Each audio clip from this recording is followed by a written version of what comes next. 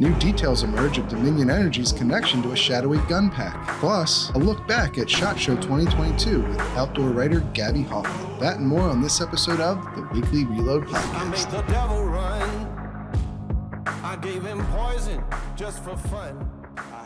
Welcome, ladies and gentlemen, to another episode of the Weekly Reload Podcast. I'm your host, Stephen Gutowski. I'm also the founder of thereload.com, where you can buy a membership today if you want exclusive access to dozens of reporting and analysis details that you cannot get anywhere else. And you also get early access to this here show, this podcast, and the opportunity to appear on the podcast in one of our members segments. So head on over to thereload.com and check that out today. On this episode, we have with us Gabby Hoffman, who is a town hall columnist as well as the host of the District of Conservation podcast, and a longtime friend of mine who was also at SHOT Show 2022 this year alongside me and thousands of other people. And so, Gabby, can you give just a little more information about yourself for those who might not know you? Absolutely. And it's good to be on the other side of the mic this time because I've had you come on my podcast to talk about gun legislation. That's right. All that relates to the reload. So I'm grateful to talk to you and share about my experiences at SHOT Show. But briefly, I'll tell your listeners and viewers a little bit about my background. So we've known each other actually for close to a decade.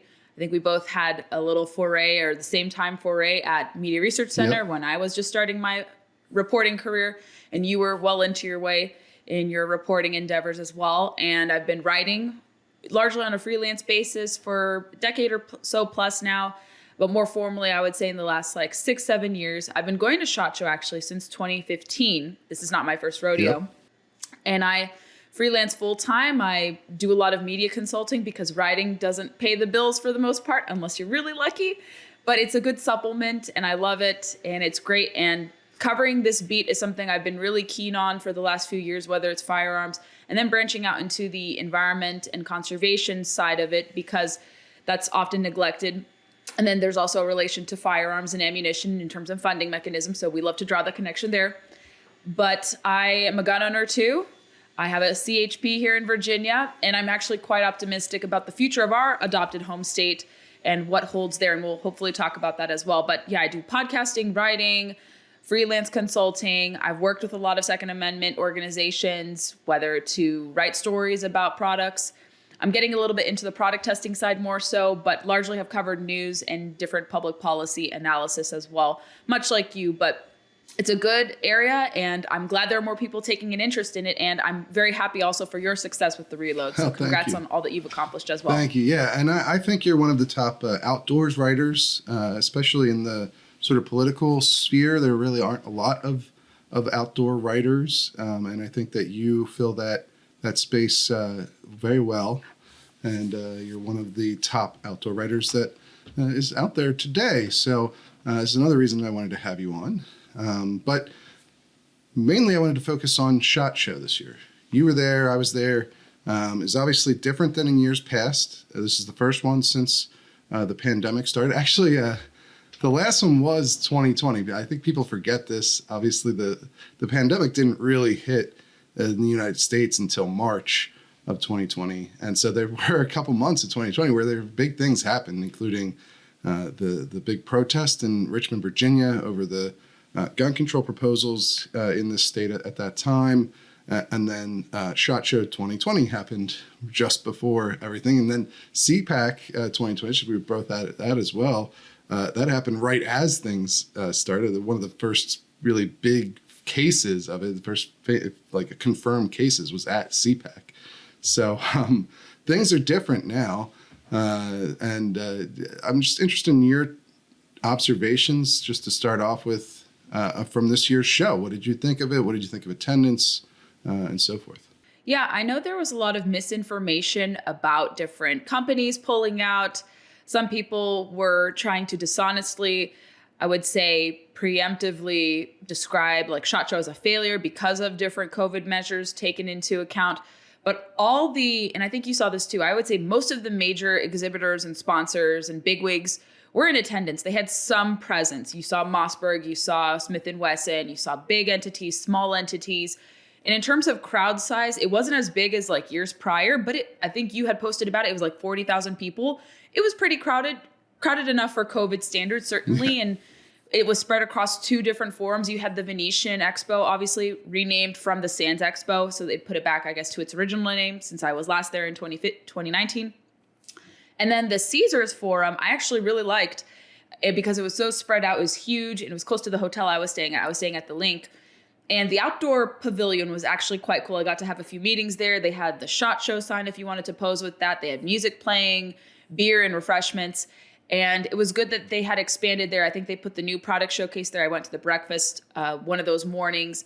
And so it was a lot more expanded. So if they want to accommodate an even bigger crowd size, I would say once COVID subsides in the future, I think it's going to be a lot more comfortable for people so they don't feel like sardines and they could see more and get their steps in. So I did like the new expanded format, actually, because I didn't feel claustrophobic. Yeah.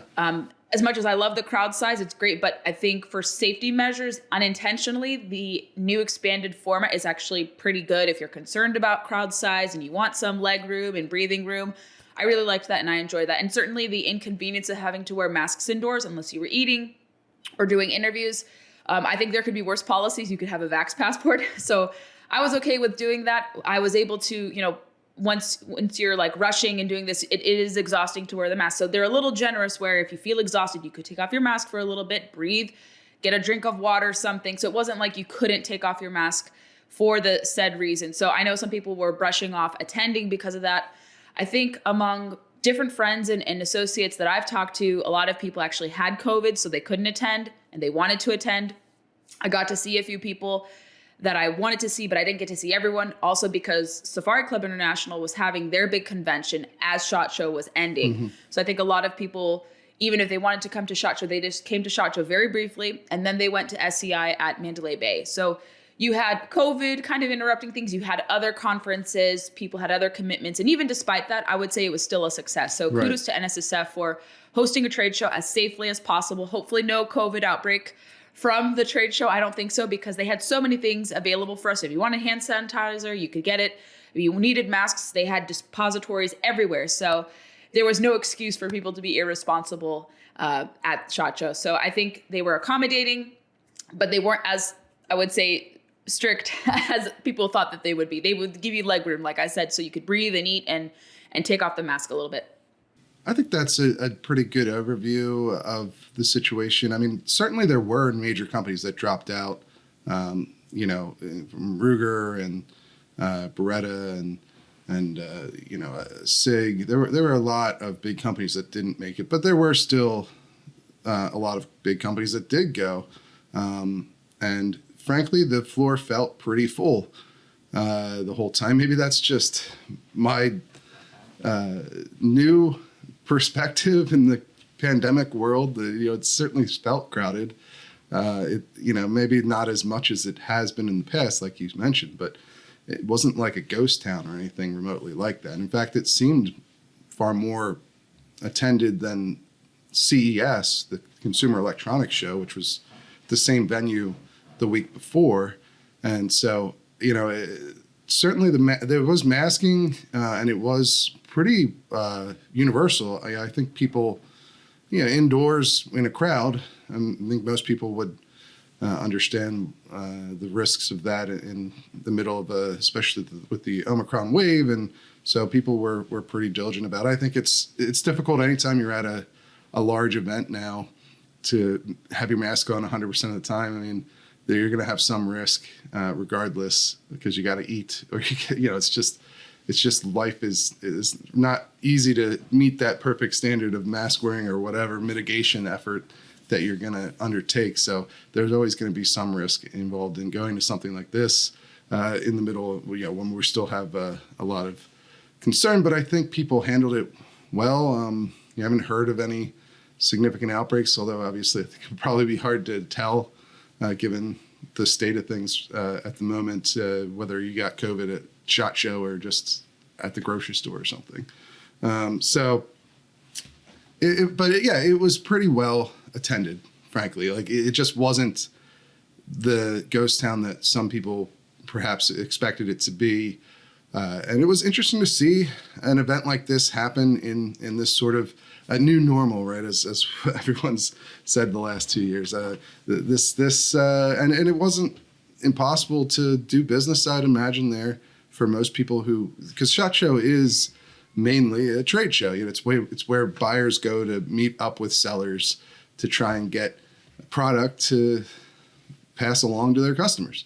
And so it seemed like there was a lot of that going on. Perhaps maybe with some of the bigger companies not in attendance, some of the smaller companies had more opportunities to sell their products. So, it might be a boon for them because obviously somebody like SIG or Ruger don't need that big presence at SHOT Show to sell their guns, and maybe they're not willing to take the risk to their employees of even just getting sick, let alone any worse outcomes. So it seemed like perhaps a good opportunity for those smaller companies. Did you walk around the floor much during the show? What were some of the most interesting products that you saw?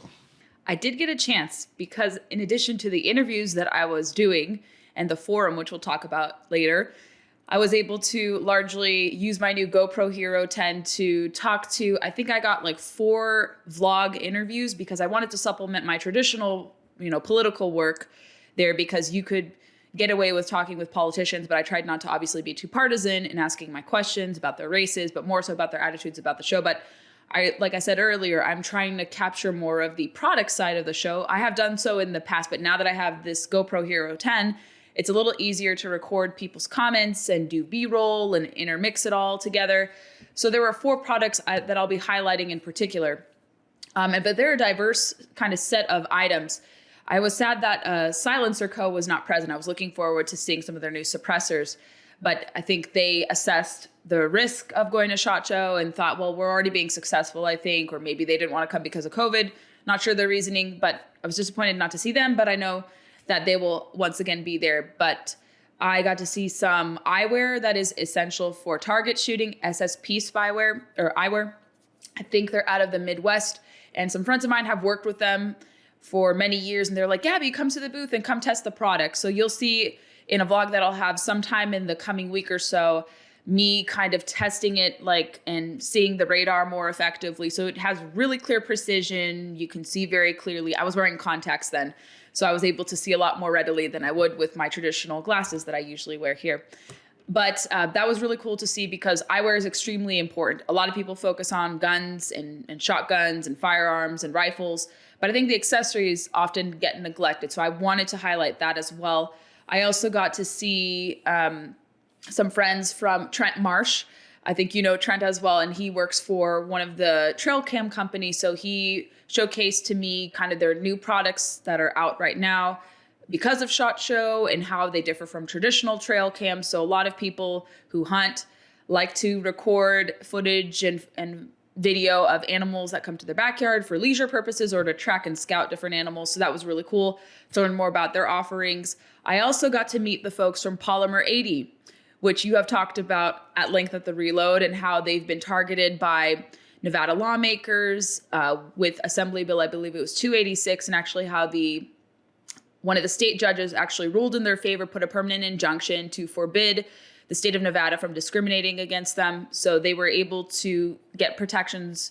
I think the judge ruled that under Nevada's constitution, under the First Amendment and other provisions, that they can't be targeted ruthlessly under that law. So they talked a little bit about some product offerings, about their 80 receivers, and then also about their court case and how, despite those challenges, that they have been recognized as a legal business.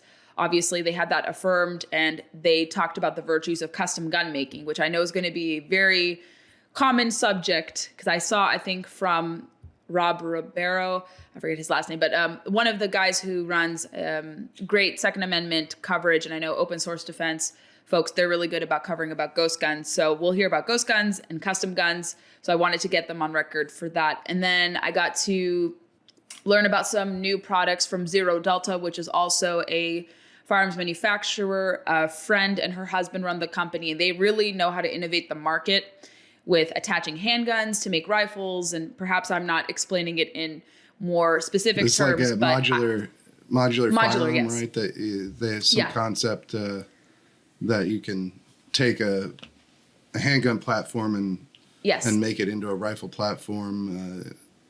Can you explain? Can you actually talk a little bit more about that? Did you see that product in person? I did, yes. And they had a similar model like that from a few years ago. But it was a modular product where they attached the handgun to the rifle. And I can send you more details if you're curious. And Rocky was at our dinner when we went to Guy Fieri. Yes, we did go to so I'll Guy make sure Fieri's and get the trash can. that was also nachos. something, yeah, So it was a lot we of all fun. did. But, Yeah. So yeah, I'll have the to product reconnect sounds you with very Rocky. interesting, though. Yeah. I mean, yeah, the possibility to, I guess, build out your gun in all sorts of different configurations beyond just adding rails or whatever to it is a pretty unique concept at this point. Obviously, we've seen a lot of modular guns come up recently where the frame of the gun, like the SIG P320, is interchangeable with all kinds of different grips. But this sounds like sort of a next level beyond that. Yeah, and I'll have to connect you to Rocky again following our dinner because I think you would really be fascinated by the Zero Delta modular gun that they have. It was really cool to see. Yeah, I mean, there were a lot of interesting products on the floor this year that I ran across as well, or at Range Day too. You had the Lago Alien, which I've talked about with Ian McCollum from Forgotten Weapons. He's very very big on that gun. He's very excited about the sort of innovations in it, the combination of technologies that are a bit different from what most handguns on the market today are utilizing. And I actually saw him at the booth for Lago. Oh, did you? Yeah, I ran into him there. So that was kind of serendipitous, I guess. And I shot the gun, and yeah, you can tell a difference, I think, in the follow-up shots when you're rapid firing. There's not as much muzzle flip. The gun does not rise up as much, so it's easier to keep it on target consistently, which I think is going to benefit a lot of people. Right now, it's probably only beneficial to the sort of competitor market or the really high-end market because it's like a $4,000 gun in its current configuration. But it was good to shoot that. And then, I walked around and saw, for instance, Rock Island Armory is getting into making their own guns. It's sort of like what Kimber did. Usually Rock at first Kimber was doing 1911s almost exclusively, and then they started making their own proprietary designs for handguns from there. And now Rock Island is sort of the same story, where they started doing 1911s, and now they're moving into more proprietary designs. So then they now have a striker-fired semi-automatic handgun. It's a aluminum frame instead of polymer, but it was interesting to see them get into that. And then the biggest, probably the biggest trend that I saw was the introduction of a new round, the 30 Super Carry, which is getting a lot of attention, and a lot of companies were introducing guns based around that caliber. It's a brand new caliber. It's similar to the 9mm. It's a little smaller, so you can carry more rounds, but I believe it's supposed to be ideally it's supposed to be as effective as your traditional 9mm round when it comes to stopping power. And the 9mm is quite an old design at this point, over 100 years old, over 130 years old, I think. And so it's interesting to see the industry trying to adopt something new like that. I saw it integrated into the Smith & Wesson Shield line, and including the EZ line, which is a fascinating product that they seem to be making more of, which I think is good because it's. Have you ever used the EZ? I don't think I have. I have an M&P Shield. Mm-hmm. So when you mentioned this new caliber, it actually is very much piquing my interest. It's the first I've heard of it. So Yeah. I'll have to read more about your reporting on this and how it differs or maybe relates to the 9mm round. Because that's really cool if they're trying to innovate the bullet market even or ammunition to kind of reflect the times and create something that's more versatile, has more staying power, and that could be effective whether you're target shooting or if they do implement it even into a hunting platform. Although you do see in some states handguns being allowed to be used in hunting, but it's not as common as like shooting with or hunting with rifles. Right, or, and usually it has to be shotguns. very high caliber. This is like This is basically somewhere between a 380 and a 9mm, but it's meant to be sort of a modern replacement to the 9mm, a modern competitor for it, I guess. But you can fit more rounds into the same size magazine is the idea, and you don't lose as much of that stopping power that people want in a self-defense gun. Of course, at this point, the 9mm market is so well developed that you can fit 15 rounds of 9mm into a single stack, sized package, a very small carry gun already. So, how much of an advantage it is remains to be seen, but it is an interesting development. That's probably one of the only big trends I saw in the industry this year. Usually you could see, everyone's moving towards bullpups, or everyone's moving towards 10mm or whatever. There's some trend going on in the industry, and you can see it at range day because everyone's got their version of the thing.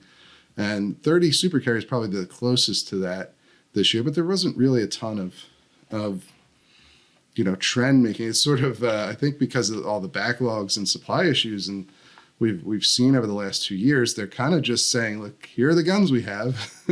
These are available today. We're focusing on trying to put these out more so than introducing some new trendy product. So that was also an interesting takeaway, I think.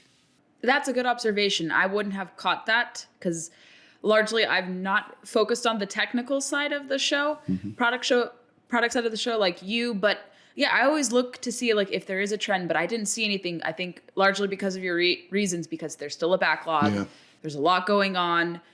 Maybe individual companies, like I said, the modular type model is starting to take off a little bit more. I don't know if other companies were doing that like what Zero Delta does, but I have no doubt several were innovating in that respect. But maybe they're innovating, like you said, on the ammunition side. Yeah. And but obviously products weren't the only thing going on at SHOT Show. You did have some political stories there. I wrote about smart guns. There's a smart gun company that was presenting at SHOT Show. We had more coverage of that on the Reload, but you actually covered the governor's forum. So they had a bunch of governors from red states come out to the show and talk about their policy towards gun makers and towards gun control. And you went to that and covered it. Can you give us a little bit of insight about what that was like? It sounds like there was a lot of talk specifically around inducing or encouraging gun manufacturers to move to their states. Is that right? Who was there, and is that basically the thrust of this conversation?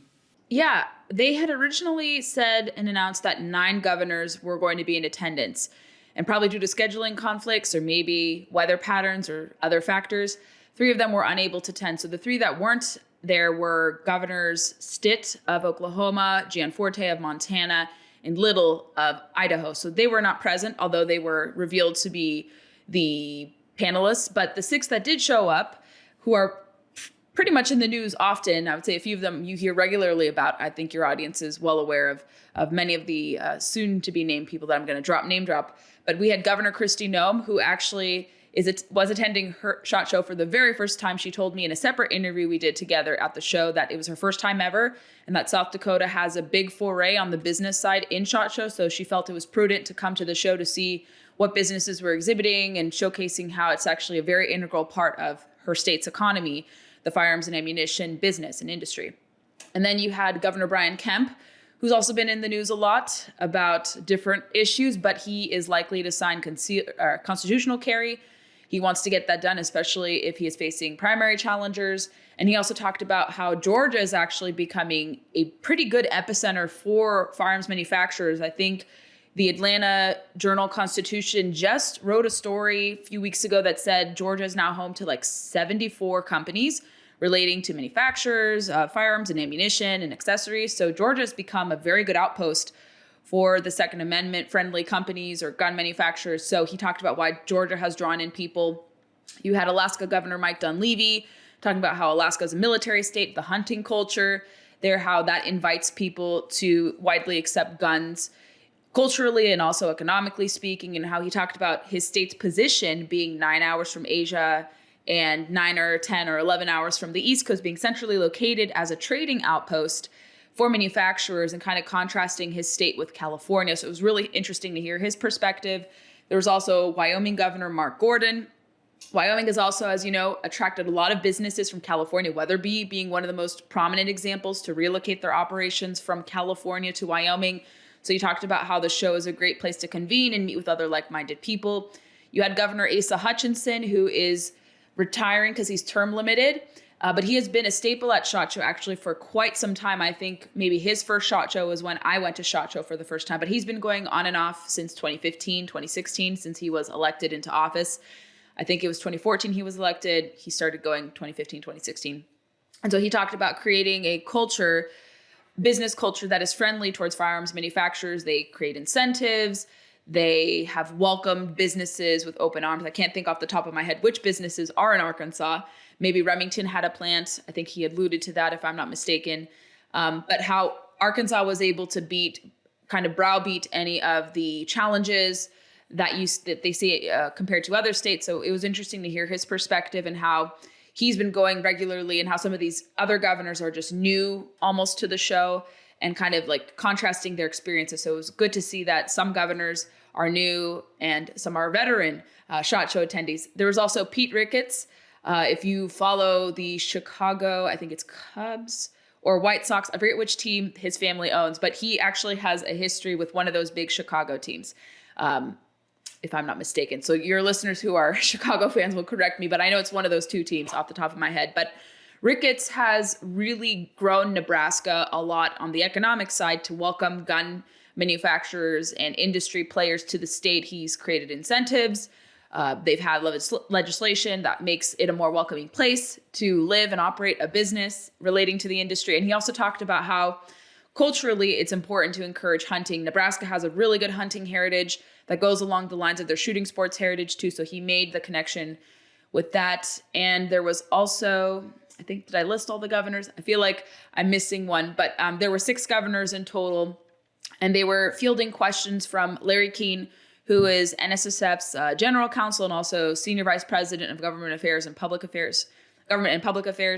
And one thing that they talked about, in addition to their respective states and what's going on and legislation they've passed or are considering, they were talking a lot about banking discrimination, which I think is the first type of iteration of what we call woke capitalism or crony capitalism that predated a lot of kind of the political machinations you see businesses now doing. Yeah, but so before we get to that, I just wanted to talk a little bit more about the situation with gun companies moving to these red states, because obviously a lot of these companies have a long history had a long history in the Northeast, in even states like Massachusetts, Connecticut, New York, and now over the last several years you've really seen an exodus of those companies to these sorts of red states like Georgia and Tennessee or Alabama, elsewhere. All throughout the South, really, in search of sort of a better business climate, because not only have a lot of the northeastern states, especially New England states, passed restrictive gun control that doesn't allow these companies to sell into their own state that they're based out of. A lot of their products, a lot of ARs and other, or they've made it very difficult to purchase guns generally. Their handguns, in a lot of these New England states are hard to obtain compared to most of the rest of the country. And so you've also seen them start to go after manufacturers and trying to, for instance, hold them liable for the criminal use of guns by, in situations where they're not directly involved.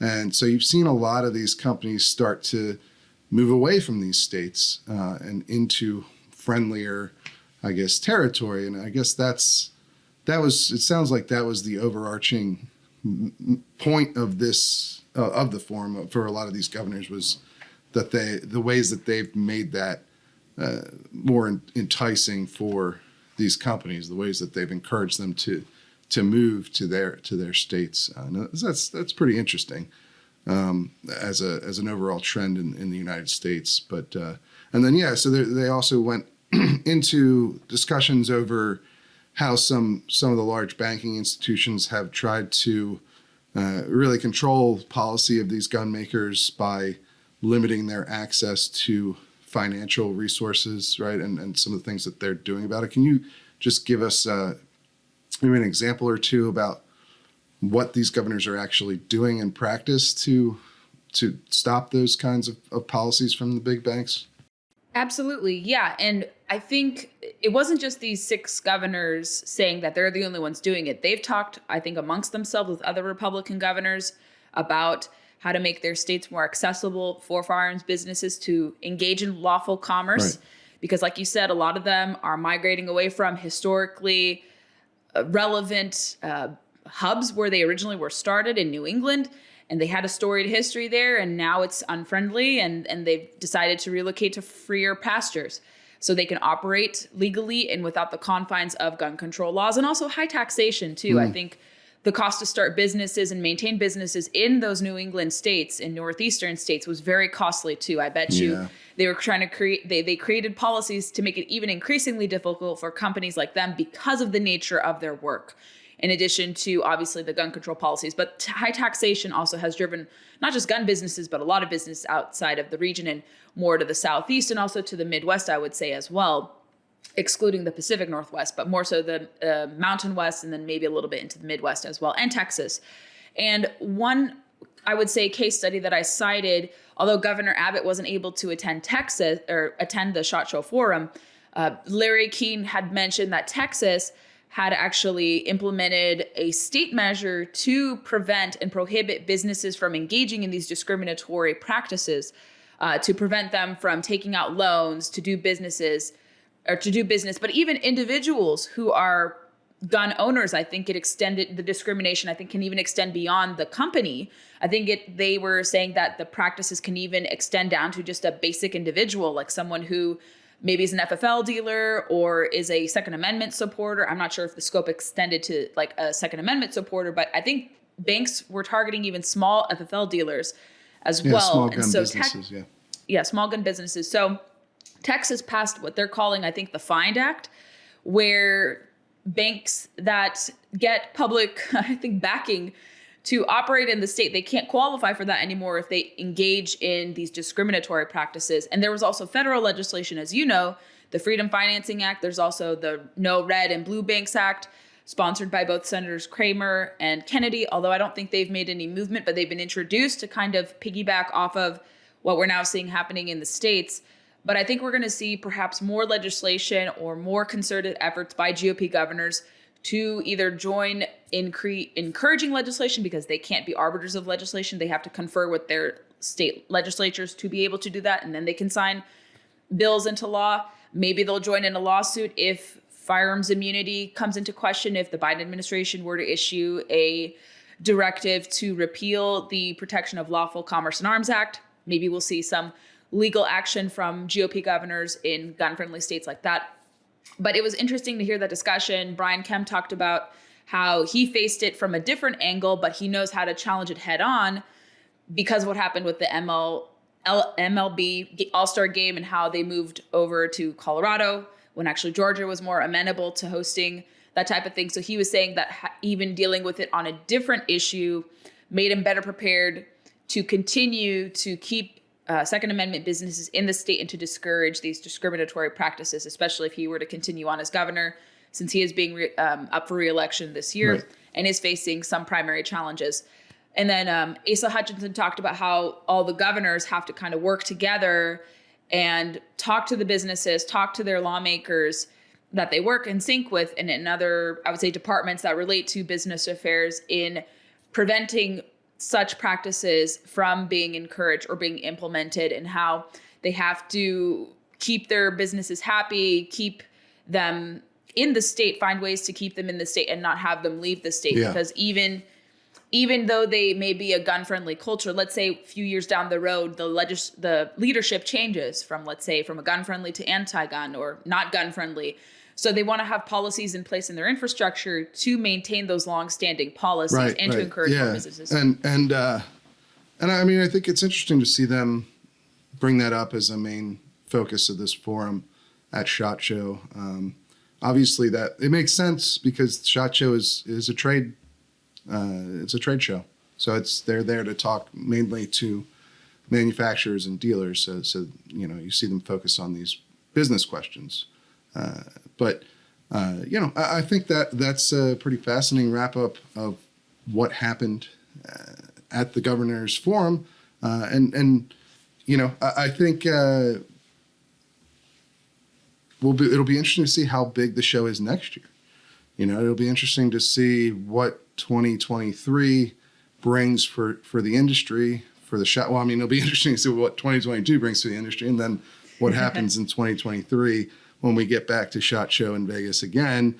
Will there be the same level of concern about COVID still lingering by then? Hopefully not, right? And maybe we'll get to see exactly how much the industry has actually grown, because it's you can't really tell from this year because of all the other concerns that were involved with whether or not people were attending the show. Nobody wanted to get SHOT Show crud, right? Because that was going to be COVID this year. So, you can understand the hesitation by many. But and then obviously, like you mentioned, a lot of people were already sick and couldn't come for that reason. But I think this year's show was successful, like you mentioned earlier, and next year's most likely will only be bigger, I would guess. So we'll have to have you back on at that point and see what happened in the year in between. But can you tell people a little bit about where they can find more of your writing, or if they want to listen to the podcasts that you host, how can they do that? Yeah, absolutely. And I will add quickly that the diversity of attendees was actually very noticeable this year. I think there was a rapper present, which was really cool. I've seen celebrities at SHOT Show before, but they were like very unique kind of attendees, which was amazing to see, like a lot more racially diverse, because the industry is broadening to untraditional or non-traditional demographics. So you start to see that being reflected in the attendees, which is wonderful. People who look different than what is conventionally held as a gun owner or a SHOT Show attendee. So I really wanted to communicate that across to your listeners. And actually, the National African American Gun Association had a booth for the first time this year at the show. I didn't get to see them. Yeah, they launched awesome.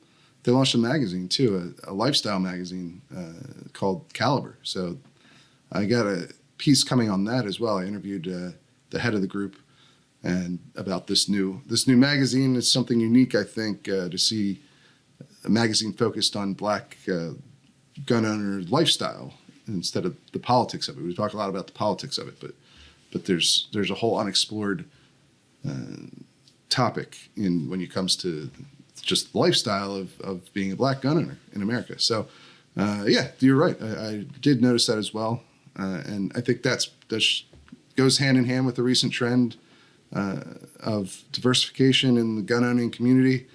And it's only accelerated over the last 2 years thanks to the pandemic and the related incidents that's gone along with that. So, good point. But yeah, where can people find more of your writing and your podcast?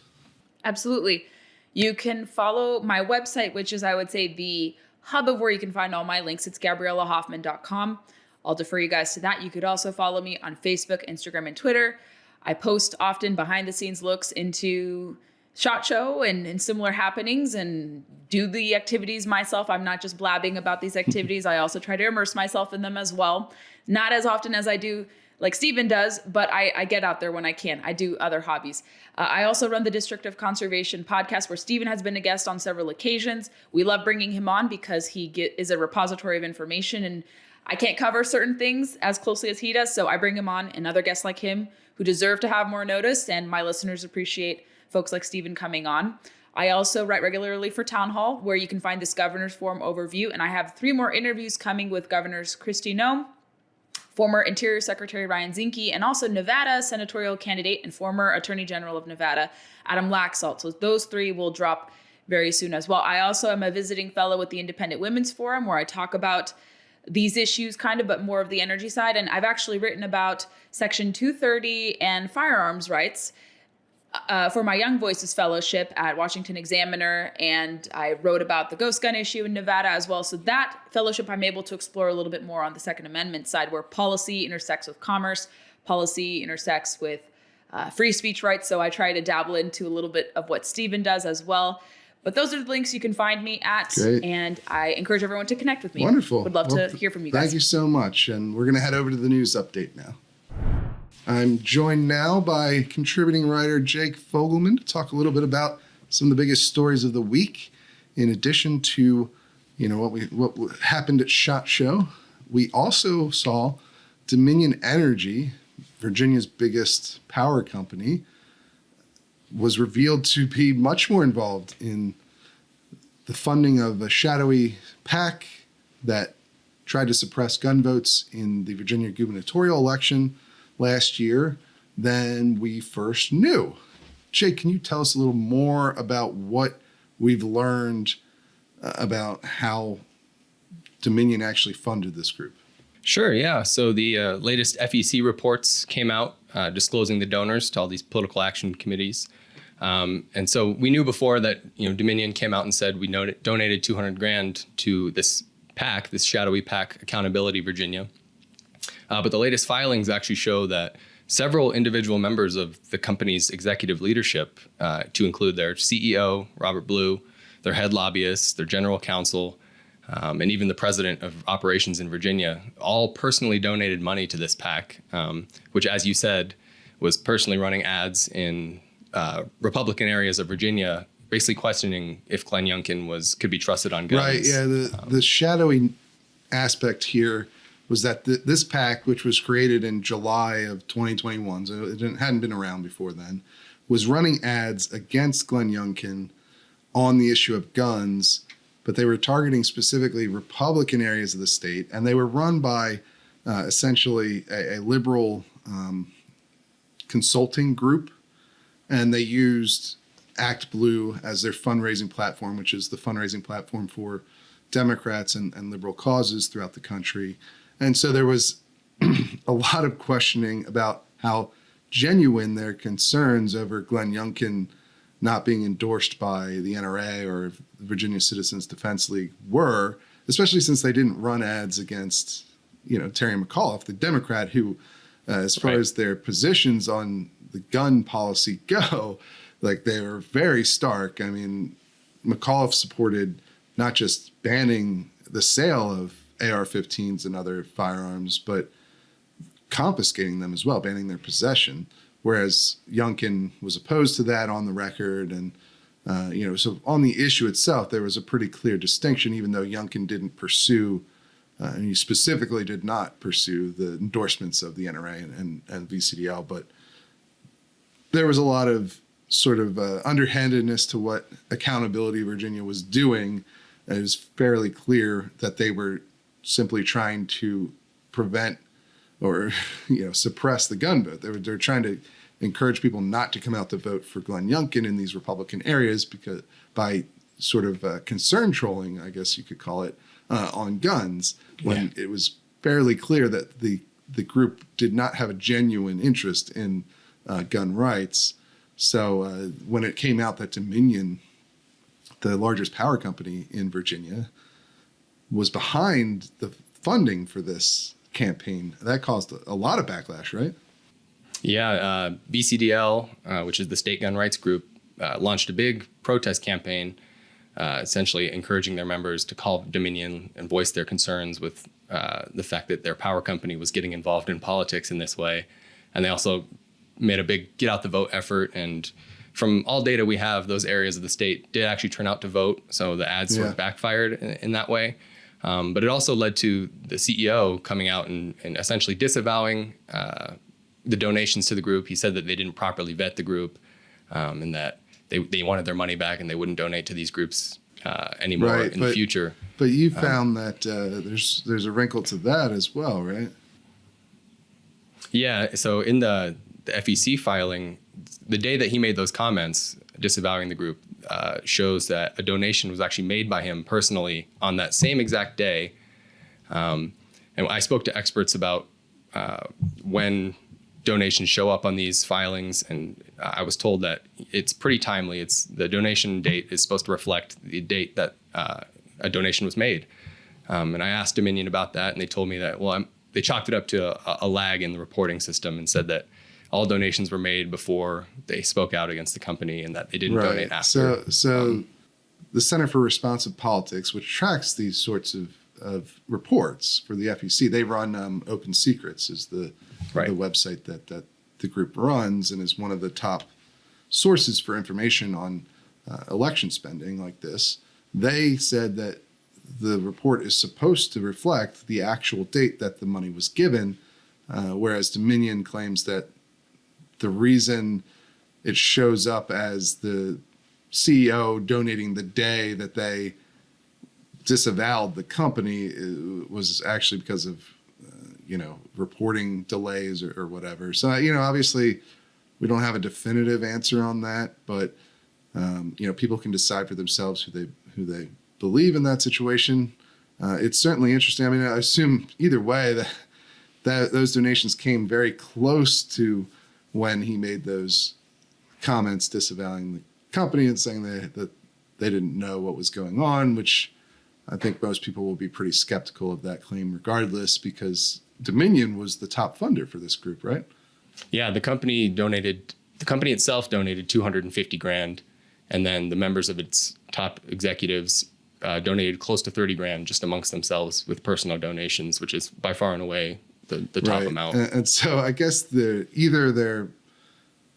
kind of fools who didn't understand what they were giving all this money to do, or they're perhaps not telling the truth about how much they understood about what this operation was going to use their money for. I think this was seen by many as a way for Dominion to support Terry McAuliffe in the race without directly giving him money, which is a common thing you see in politics, but something that I think a lot of people don't really like to be misled in that way. So, it's interesting. And obviously it ultimately failed and created a lot of bad publicity for Dominion, which, I'm sure they're still not very happy about. But anyway, Dominion aside, we do have some more information from SHOT Show. I alluded to this earlier in the interview with Gabby Hoffman, but there was one fairly interesting development that we wrote up pertaining to smart guns, right? So the smart guns have sort of been around for a while now, since the late 90s, this concept of using technology to implement personalized locks on firearms using either biometric readers, fingerprint readers and the like, or RFID tags to ensure that only the authorized user is able to actually fire the gun. But now that interest in this has sort of exploded over the last couple of weeks, because you have a couple of new companies that are supposedly coming to market with an actual product soon. And I went and interviewed the founder of one of them at SHOT Show, because they were there at the industry trade show, which is interesting in and of itself, that you saw a smart gun company at SHOT Show this year. And the company is called Smart Guns with a Z, sort of aptly named group, and they have an RFID based locking mechanism integrated into a 1911 pistol design. And so I went and spoke with the founder to get their point of view on what exactly the future of this market should be, especially given the political considerations around these devices, because in the United States in particular, you've had a lot of controversy because gun control activists have, for really decades now, tried to mandate this technology in exclusion of traditional firearms. You've seen the Clinton administration made a deal. I think you talked about this in a piece that you wrote as well, examining That's right. some of the history of smart guns and what advocates need to do in order to win over gun owners on this topic, right? But this started back in the Clinton administration, right? Yeah. So in the year 2000, the Clinton administration came to an agreement with the company Smith & Wesson, which everyone's familiar with, one of the biggest gun manufacturers in the country. Basically, kind of to put a stop to a lot of the liability lawsuits that were going on at the time, because this was pre the Protection of Lawful Commerce and Arms Act. So gun manufacturers were subject to a lot of liability lawsuits for, misuse of their guns in crime and so on. So the Clinton administration came to an agreement with Smith & Wesson, and part of that agreement stipulated that a certain percentage of all revenue that the company had moving forward would go to developing smart gun technology. And then within 3 years, their entire stock of what they would sell would have to be smart guns. So these so-called personalized guns, which, as we know, created a massive backlash. The NRA led a huge boycott campaign against Smith & Wesson. They basically went bankrupt, and they were bought out by another company as a result, and they have since ceased that push. They backpedaled very quickly from that after the incredible amount of backlash they obtained. But the idea of mandating smart guns did not die there. You had New Jersey a couple of years later in 2002 pass a law that said once any smart gun was available on the market anywhere in the United States, that it would be the only kind of gun that New Jersey gun dealers could sell. And that actually created the huge disincentive for making these guns at all, and has kept them off the market. I think primarily the sort of specter of that law basically killed development of these guns over the past 20 years. And it was only recently that they repealed that law, or they didn't repeal it, they modified it, right? They what did they do?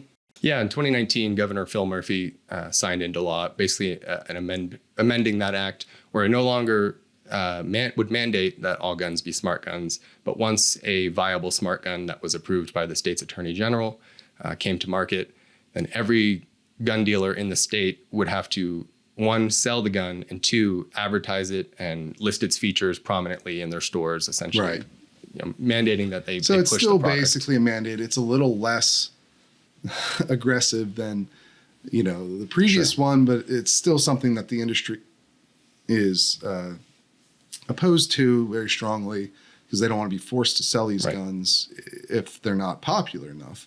And one of the other reasons that's kept these guns from really catching on here, interestingly enough, like you could see sort of the politics in the United States as a big impediment to the development of these guns, but you don't really see these in other countries either, even countries that that are inclined to pass very strict gun laws like England or Australia. You don't see smart guns over there either.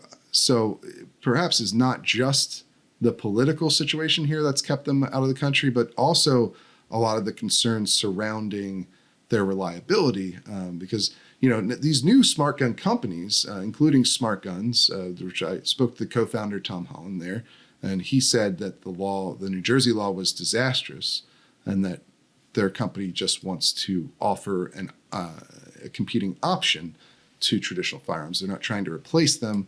They just want to make this available as an option for consumers, and let the consumers decide. And you've also seen similar comments from the co-founder of Lodestar, which is another company developing a smart gun that's based on biometric technology. And it's interesting to see some of the reliability questions around these guns persist even today. It's sort of, on the one hand, it's kind of obvious, right? Because if anyone who has a smartphone has used biometric locks hundreds of times a day on their phone, because most use a thumbprint reader or face scanner or whatever technology to let you into your phone. And the issue there is that everyone knows that they're not 100% reliable. You can commonly have to put your thumb on the fingerprint reader several times before it actually reads your fingerprint. And if they're wet, or if your thumb is dirty in some way, they might not read it at all. And so these are obviously huge problems when you're talking about integrating them into a gun that you might have to use in a life and death situation, right?